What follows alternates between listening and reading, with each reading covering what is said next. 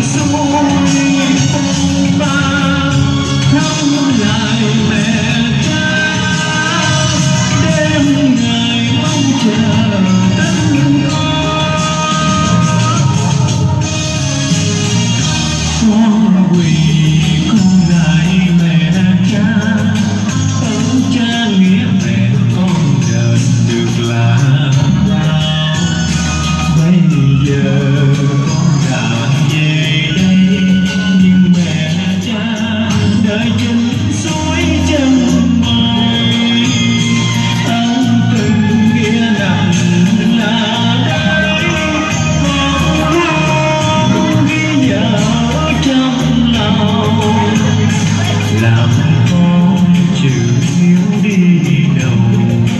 Ơn cha nghĩa mẹ khắc sâu trọn